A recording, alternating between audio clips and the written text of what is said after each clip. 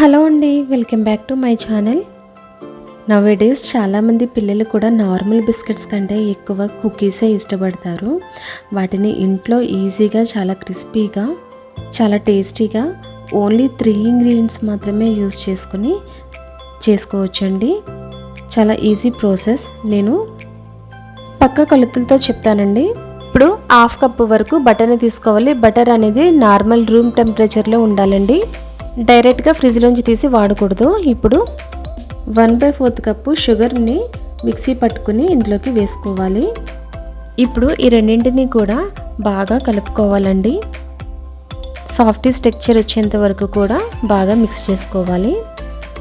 Butter అనేది గట్టిగా ఉంటే కనుక మనకి ఈ విధంగా కలుపుకోలేమండి. అందుకే నార్మల్ రూమ్ టెంపరేచర్ వచ్చినంత వరకు అప్పుడు మాత్రమే బటర్ని మనం యూజ్ చేసుకోవాలి. ఈ విధంగా అంతటిని కూడా బాగా కలుపుకొని చూడండి, బాగా స్మూతీ స్ట్రక్చర్లా ఉంది కదా రెండు కూడా, షుగర్ పౌడరు బటరు కూడా. సో ఈ విధంగా అయిన తర్వాత 1 కప్పు వరకు మైదాని తీసుకోవాలి. మైదా కూడా చాలామంది పాడు కాకూడదని చెప్పేసి ఫ్రిడ్జ్లో పెట్టుకుంటారు. అది కూడా రూమ్ టెంపరేచర్ వచ్చినంత వరకే మాత్రమే యూజ్ చేయాలండి. ఈ విధంగా మైదాను కూడా బాగా కలుపుకోవాలి. సేమ్ ఇదే కొలతలతో చేస్తే కనుక కుకీ బ్యాటర్ అనేది రెడీ అయిపోతుందండి. మీకు ఇన్ కేస్ కానీ ఈ బ్యాటర్ అనేది కొంచెం గట్టిగా ఉంటే కనుక, కలుపుకోవడానికి రాకపోతే కనుక ఒక 2 స్పూన్స్ వరకు కాచి చల్లార్చిన పాలను యాడ్ చేసుకోవచ్చండి.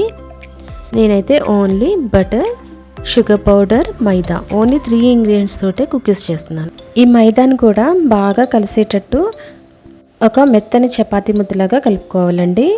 ఎంత వీలుంటే అంత బాగా కలుపుకోవాలి. చూడండి, ఈ విధంగా కలుపుకోవాలన్నమాట.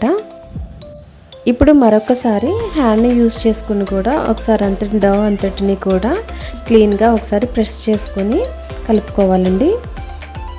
ఏమైనా చిన్న చిన్న ఉండలు ఏమైనా ఉంటే కూడా క్లియర్ అయిపోతాయి. చూడండి, ప్రజెంట్ అయితే ఏమీ లేదు, చక్కగా ఉంది. ఇప్పుడు ఒక గుంటలంటే ఒక స్పూన్ తీసుకొని నేను చూపిస్తున్నట్టుగా తీసుకొని, ఎందుకంటే అన్నీ కూడా ఒకే సైజులో వస్తాయండి. ఒకటి పెద్దది చిన్నది అని రాకుండా సేమ్ ఒకే సైజులో కుకీస్ వస్తాయి. ఈ విధంగా ఒక ముద్దను తీసుకొని చేత్తో సర్కిల్ లాగా చేసుకోవాలి. ఈ విధంగా సర్కిల్ లాగా చేసుకోవాలి. ఇప్పుడు ట్రేకి బటర్ పేపర్ను పెట్టి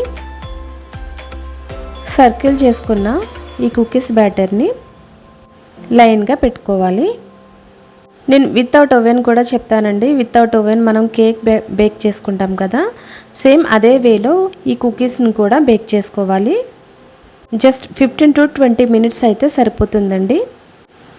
ఒక ప్యాన్లో ఇసుక కానీ సాల్ట్ కానీ పెట్టుకొని బేక్ చేసుకుంటాం కదా, సేమ్ అదే వేలో 15 to 20 మినిట్స్ పెట్టుకుంటే సరిపోతుంది.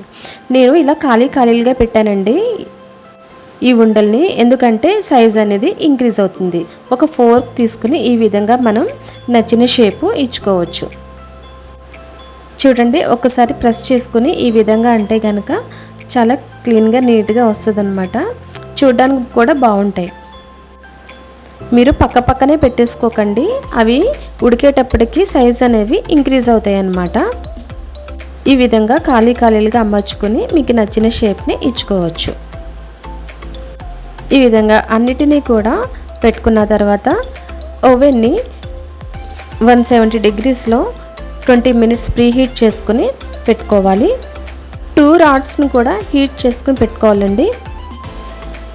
ఇప్పుడు చూడండి, 5 మినిట్స్ తర్వాత సైజ్ అనేది ఇంక్రీజ్ అయింది.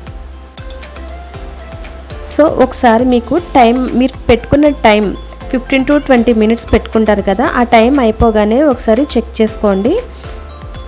మధ్యలో సాఫ్ట్గా ఉంటే కనుక తీసేసుకోండి కలర్ చేంజ్ అయిన తర్వాత, ఎందుకంటే తర్వాత కొంచెం గట్టిగా అయిపోతాయి బిస్కెట్స్ అనేవి. చూడండి, చాలా పర్ఫెక్ట్గా వచ్చినాయి. ఇప్పుడు వేడి అనేది చల్లారిన తర్వాత బాక్స్లో పెట్టుకుంటే చాలా రోజుల పాటు నిల్వ ఉంటాయండి. గాలి వెళ్తే కనుక మెత్తబడిపోతాయి. Thanks for watching. Please subscribe my channel.